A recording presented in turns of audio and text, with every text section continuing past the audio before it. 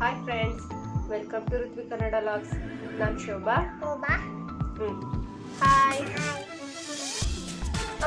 ಇವಳು ಋತ್ವಿ, ಇವಳು ಸಾನ್ವಿ. ಇವಾಗ ನಾವೆಲ್ಲ ಏನ್ ಮಾಡ್ತಿದೀವಿ ಗೊತ್ತಾ? ಎಣ್ಣೆ ಹಚ್ಕೊಂತ ಇದೀವಿ.